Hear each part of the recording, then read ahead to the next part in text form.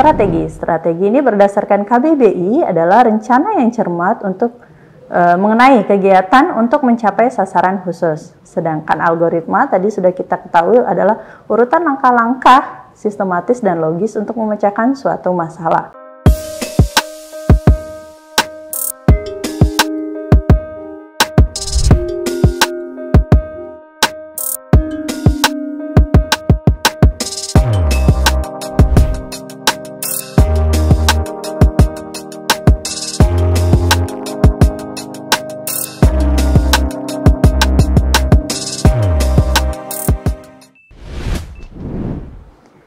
Ya, itu tadi kita sudah saksikan bersama bagaimana video animasi cara bekerja dari algoritma bubble sort. Mahasiswa mungkin bisa membandingkan atau melihat bahwa bubble sort ternyata melakukan proses sorting sederhana di mana dia membandingkan dua indeks atau dua nilai berdekatan, kemudian menukar jika ternyata lebih kecil atau lebih besar sesuai dengan keinginan. Jadi sorting ada ascending dan descending ya. Kemudian terus dibandingkan ke indeks sebelahnya lagi atau data sebelahnya sampai dengan data habis. Tetapi karena belum berurutan maka harus diulang sebanyak n kali lagi untuk memastikan bahwa semua data berurutan. Oke, itu tadi bubble sort ya, animasi dari bubble sort. Kita akan lanjut ke animasi berikutnya, yaitu bagaimana video merge sort bekerja.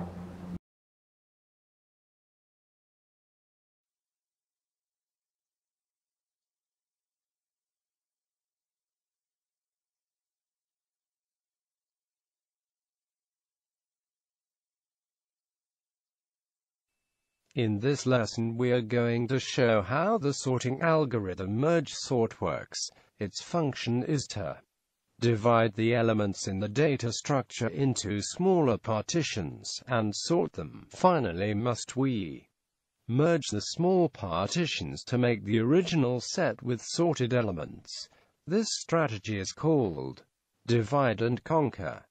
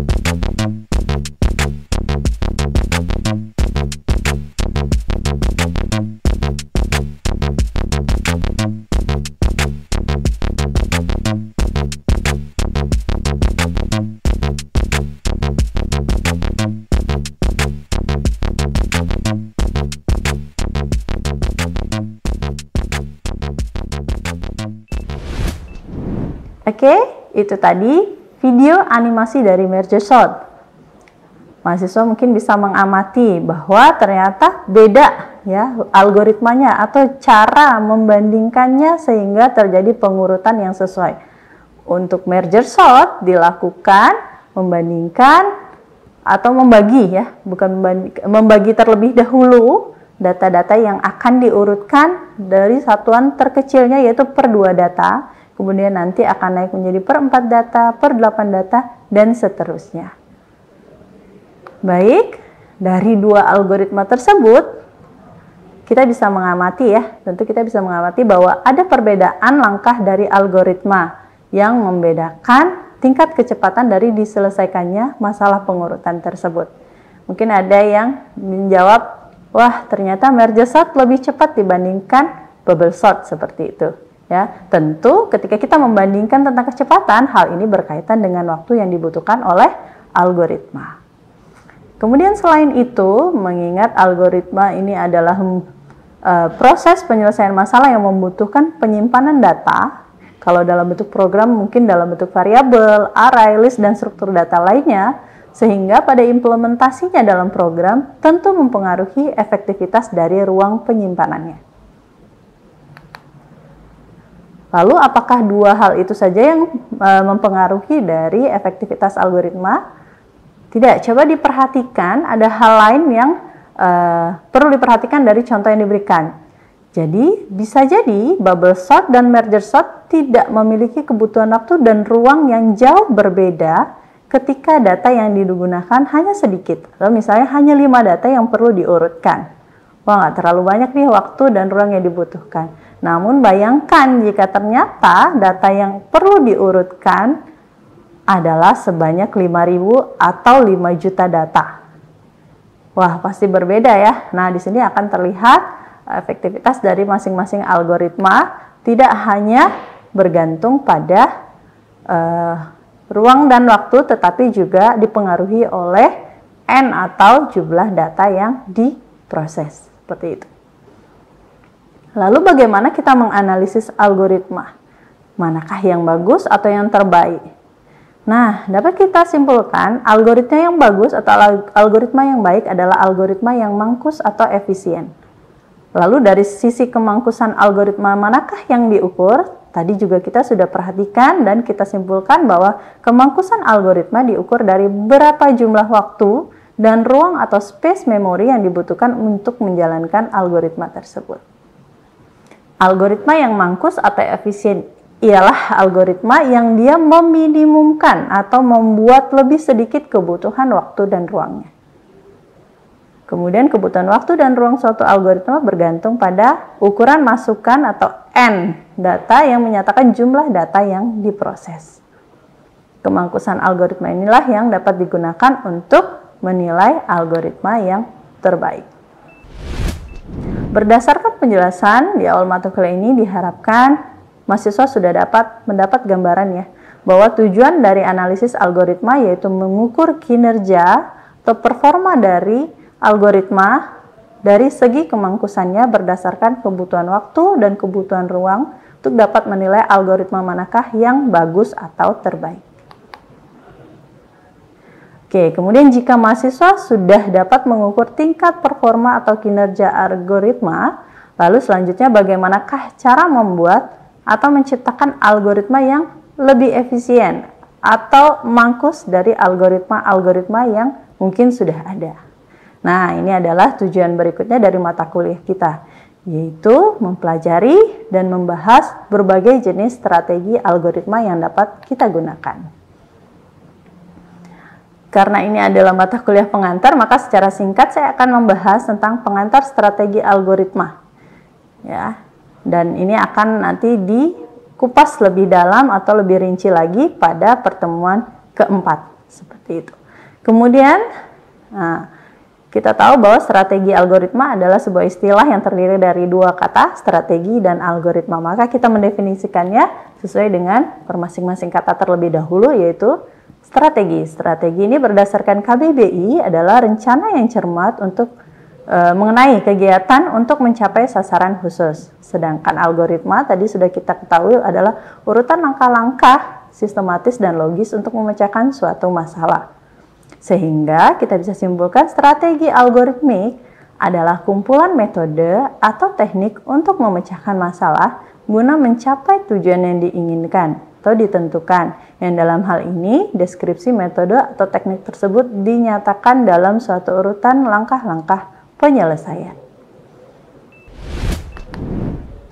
Kemudian metode atau teknik apa sajakah yang dapat digunakan? Ada banyak strategi yang dapat digunakan dalam pembuatan algoritma, diantaranya yaitu strategi solusi langsung atau direct solution strategies. Di sini untuk contoh strategi ini dapat dicontohkan yaitu algoritma brute force dan algoritma greedy. Sedangkan untuk strategi berbasis pencarian pada ruang status atau state space based strategies itu ada dua, yaitu algoritma backtracking dan algoritma branch and bound. Kemudian yang ketiga ada strategi solusi atas bawah atau top down solution strategies. Itu ada algoritma divide and conquer. Kemudian strategi solusi bawah atas atau bottom up solution strategies, atau di sini contohnya yaitu dynamic programming. Nah, kemudian untuk masing-masing nanti sesuai dengan kesepakatan yang akan kita pelajari, maka kita akan mempelajari analisis algoritma terlebih dahulu, yaitu kompleksitas dari algoritma, lalu nanti kita akan melanjutkan untuk materi dari strategi algoritma. Jadi pada pertemuan-pertemuan berikutnya, itu masing-masing secara rinci akan kita bahas. Baik. Tadi untuk masing-masing strategi solusi langsung, seperti yang saya sebutkan ada dua ya, direct solution strategies, ada algoritma brute force dan algoritma greedy. Ini saya coba jelaskan singkat. Dari definisinya, ini algoritma brute force adalah pendekatan yang lempeng atau straightforward untuk memecahkan suatu masalah. Biasanya didasarkan pada pernyataan masalah atau problem statement dan definisi konsep yang dilibatkan. Kemudian untuk algoritma lainnya, untuk direct solution strategies itu ada algoritma greedy, di mana algoritma ini adalah algoritma yang menggunakan pendekatan penyelesaian masalah dengan mencari nilai maksimum sementara pada setiap langkahnya. Kemudian pada strategi yang kedua yaitu strategi berbasis pencarian pada ruang status atau state space based strategies, itu ada dua, yaitu algoritma backtracking dan branch and bound, di mana backtracking adalah sebuah pendekatan yang digunakan untuk pencarian solusi pada ruang solusi dan mengizinkan terjadinya runut balik. Nah, disinilah yang disebut sebagai backtracking, ya, runut balik pada proses penelusurannya. Kemudian untuk algoritma branch and bound adalah sebuah pendekatan yang digunakan untuk pencarian solusi pada ruang solusi dengan membangun semua cabang yang mungkin menuju solusi yang menggunakan batas atau constraint. Kemudian strategi yang ketiga yaitu strategi solusi atas bawah atau top down solution strategies, itu adalah algoritma divide and conquer. Ya, dari namanya ini algoritma yang dia membagi masalah menjadi beberapa sub masalah yang memiliki kemiripan dalam ukuran lebih kecil. Kemudian menggabungkan solusi masing-masing sub bagian membentuk solusi yang utuh. Jika kalian perhatikan, tadi algoritma yang kita contohkan di video adalah termasuk algoritma divide and conquer, di mana dia mencoba melakukan pembagian dalam proses penyelesaian masalahnya, kemudian nanti menggabungkan menjadi solusi yang utuh.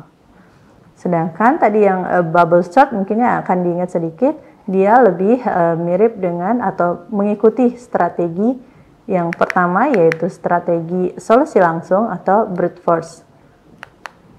Kemudian kita akan ke strategi yang keempat, yaitu strategi solusi bawah atas atau bottom up solution strategies, yaitu dynamic programming, di mana metode pemecahan masalah dengan cara menguraikan solusi menjadi sekumpulan langkah atau step atau tahapan stage sedemikian sehingga solusi dari persoalan dapat dipandang dari serangkaian keputusan yang saling berkaitan.